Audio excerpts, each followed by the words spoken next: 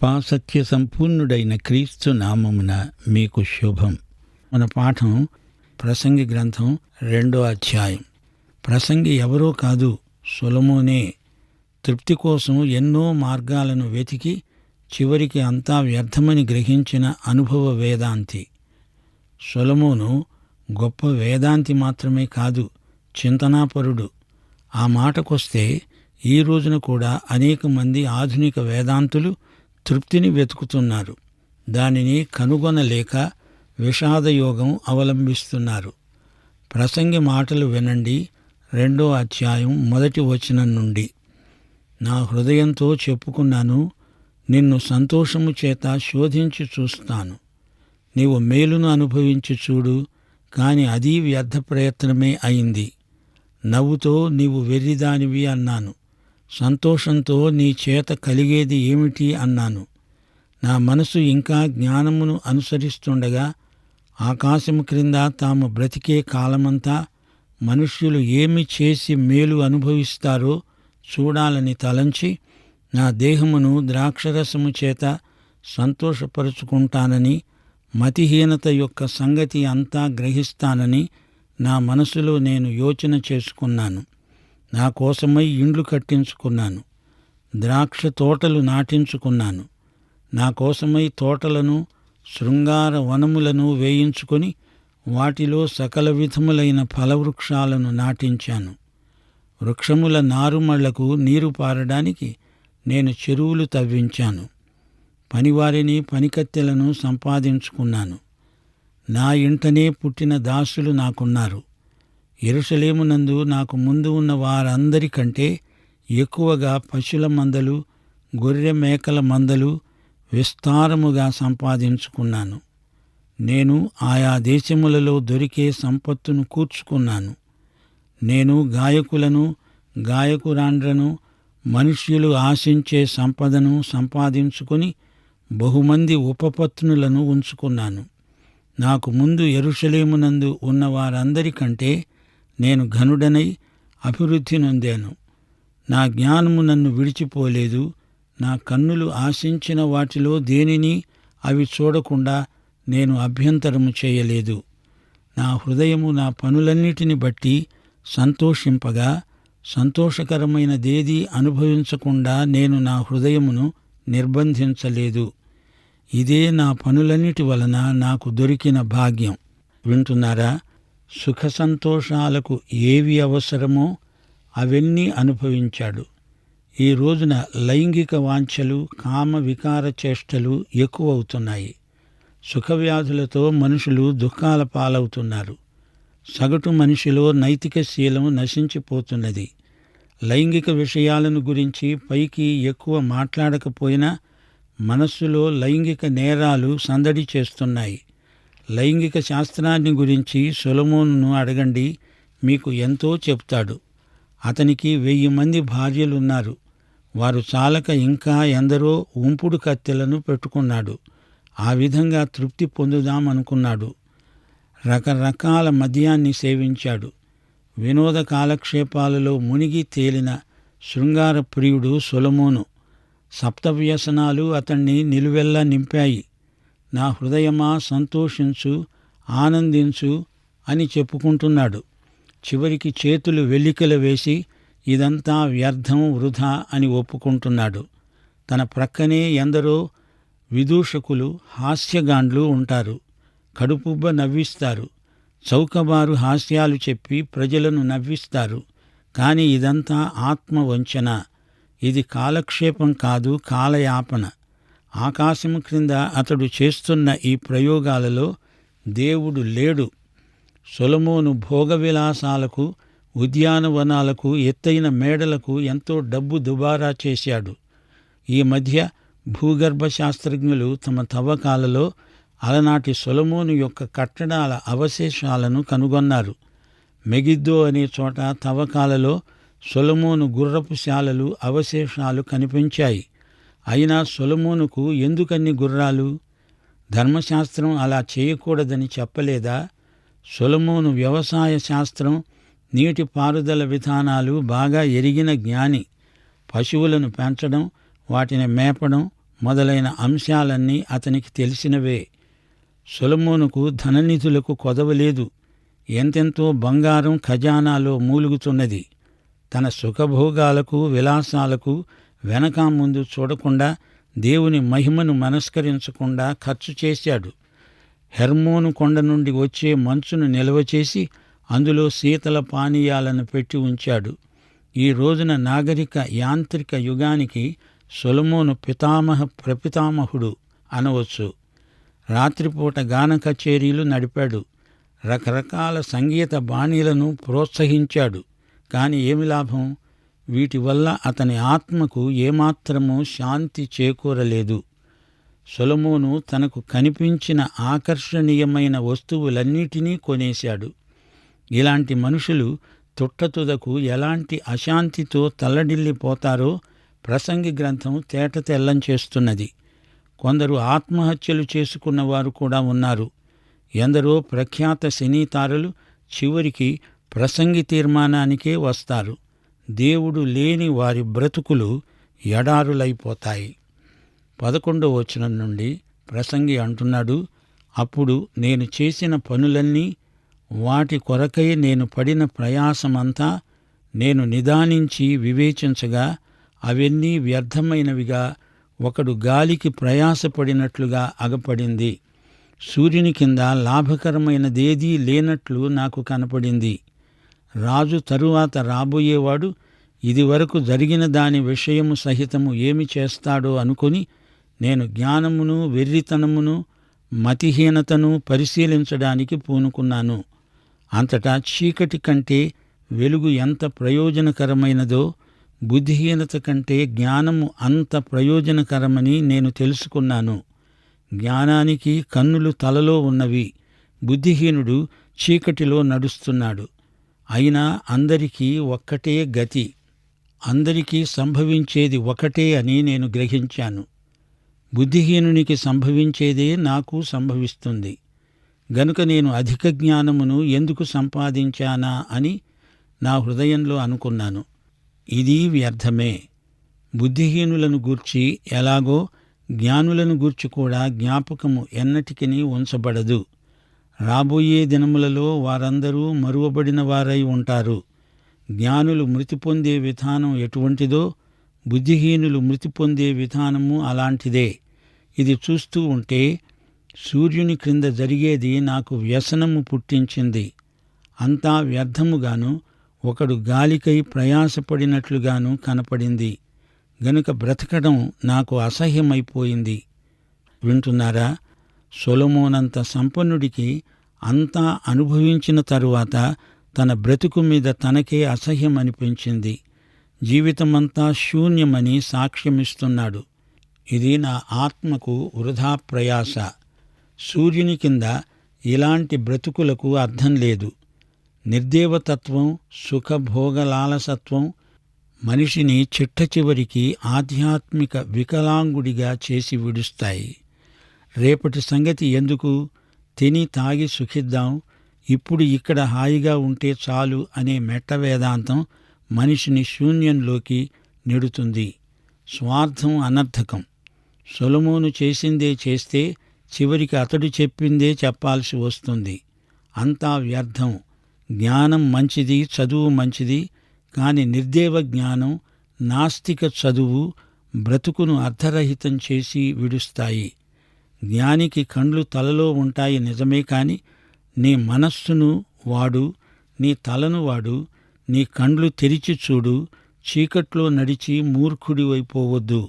జ్ఞాని, మూర్ఖుడు ఇద్దరూ చస్తారు. కాని అందులో తేడా ఉంది. మూర్ఖుడి చావు నరకంలోకి పొడిగించబడుతుంది. నీ జీవితం నీవు అనుకున్నప్పుడు ముగించబడదు.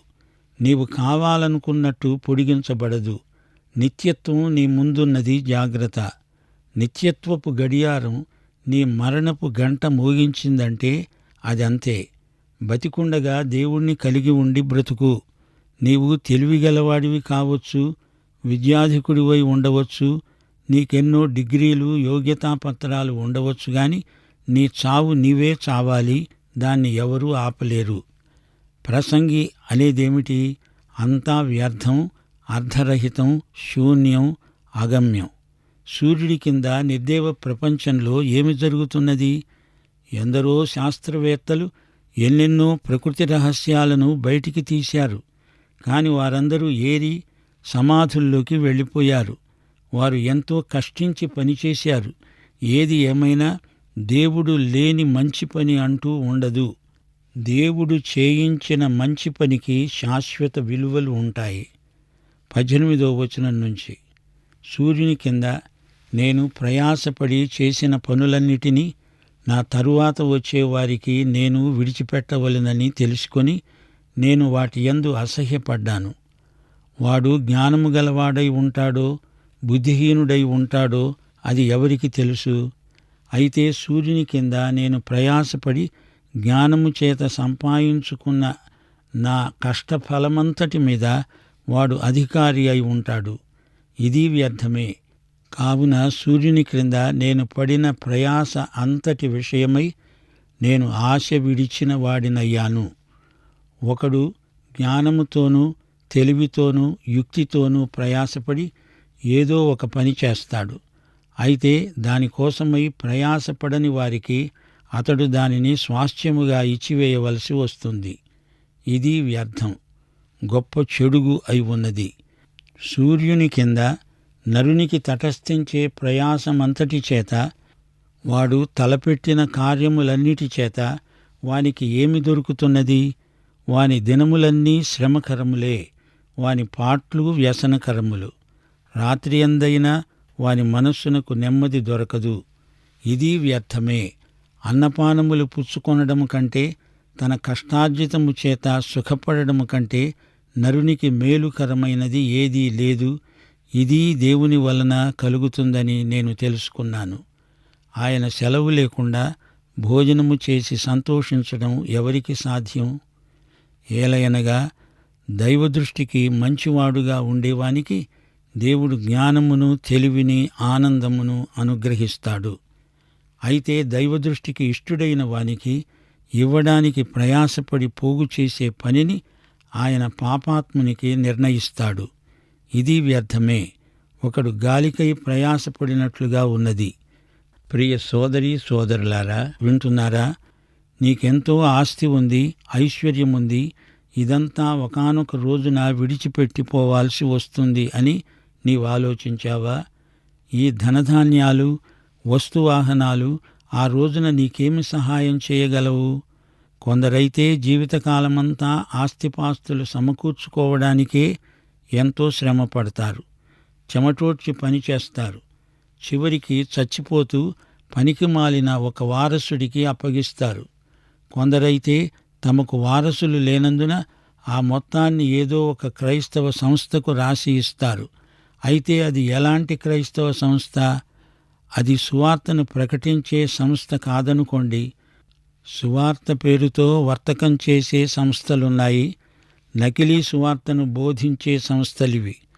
నిర్మలమైన వాక్యాన్ని వారు పంచరు, కల్తీ సరుకును వారు అమ్ముతారు. ఎన్నెన్నో క్రైస్తవ సంస్థలు క్రీస్తు లేని సంస్థలు. కొందరు వ్యక్తుల పేరు ప్రతిష్టల మీద ఆధారపడిన ప్రచార సంస్థలు. అంతా మోసం, శూన్యం, వృధా అంటున్నాడు ప్రసంగి. కొన్ని సంస్థలు ఆరంభంలో సువార్తనే ప్రకటించాయి. కాని డబ్బు ఎక్కువైన కొద్దీ పెద్ద పెద్ద కట్టడాలతో, ఆడంబరాలతో, శ్రేష్టమైన వస్తువాహనాలతో పేరు తెచ్చుకోవడానికి దుర్వ్యయం చేస్తున్నారు. సొలొమోను ఇదంతా స్వయంగా చూచాడు. ఇలాంటి సమస్యలనే స్వయంగా ఎదుర్కొన్నాడు. 1 రాజులు 12వ అధ్యాయంలో ఏం జరిగింది? తన రాజ్యమంతా కొడుకుకు వదిలేశాడు. అతని కొడుకు ఒట్టి మూర్ఖుడు. అతని మూలకంగా రాజ్యం చీలికలైపోయింది. అదంతా విషాదాంతం. ఎంతో పాటుపడి సంపాదించిందంతా అప్పగించడం అతనికి వైరాగ్య భావన కలిగించింది.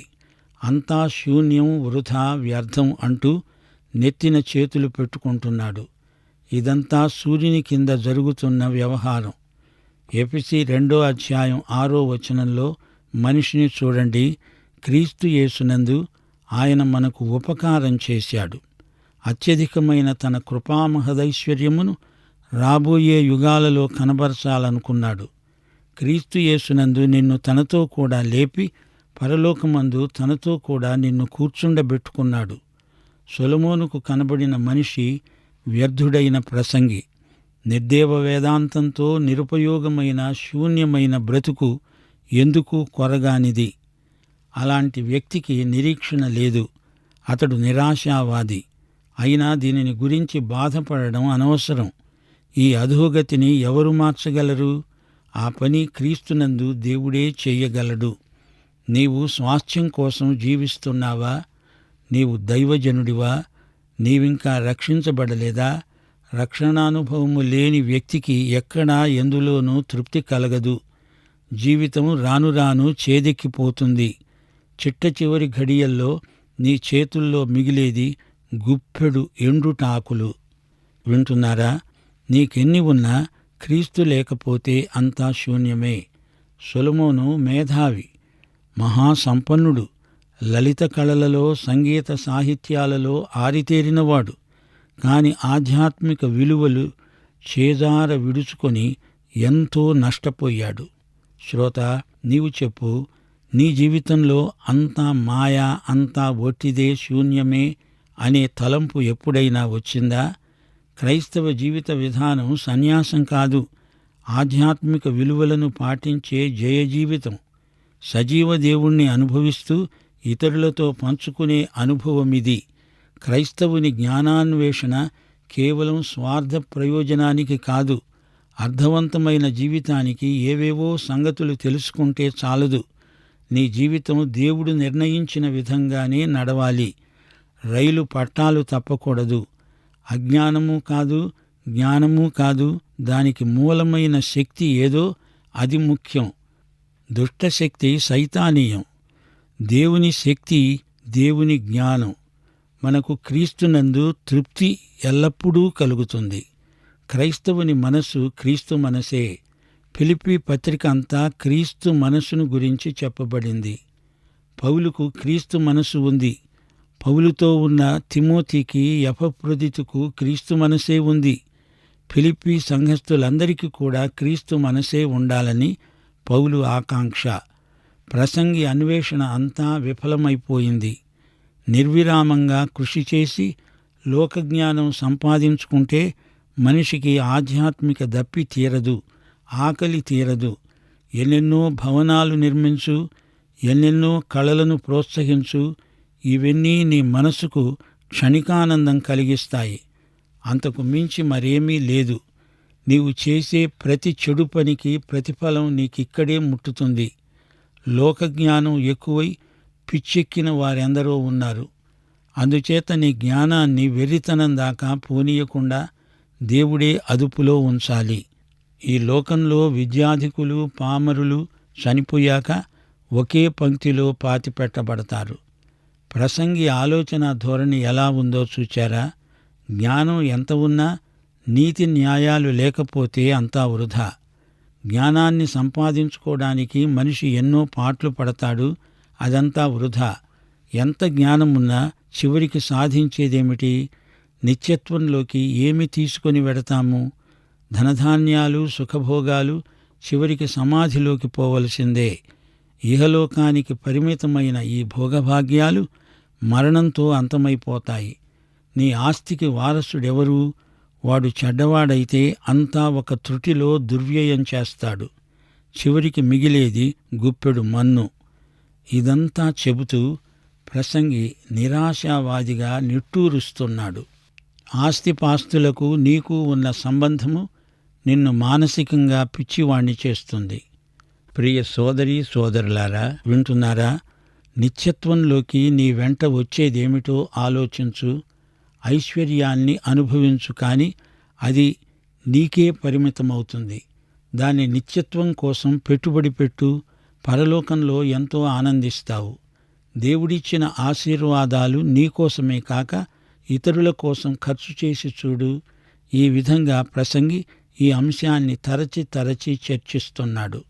భౌతికవాదికి చిట్ట చివరికి ఆశాభంగమే ఎదురవుతుంది. పండితుడు, పామరుడు ఒకే విధంగా చస్తారు. లౌకిక సంపదతో నీ మనసుకు ఆందోళనే కాని తృప్తి కలగదు. మానవ జ్ఞానం దేవుడు లేనిదే శూన్యానికి నడుపుతుంది. ప్రియులారా, నీవు యేసుక్రీస్తును నీ స్వకీయ రక్షకుడుగా, ప్రభువుగా ఎరుగుదువా? నీకున్న వనరులను నిత్యత్వపు విలువలనెరిగి వినియోగిస్తున్నావా? అయితే ఈ పాఠమంతా నీకోసమే. ప్రభు అయిన యేసుక్రీస్తు వారి కృపాబాహుళ్యము, తండ్రి అయిన దేవుని మహావాత్సల్యము, పరిశుద్ధాత్మ యొక్క ఆదరణ మనకందరికీ సదాకాలము తోడై ఉండునుగాక. ఆమేన్.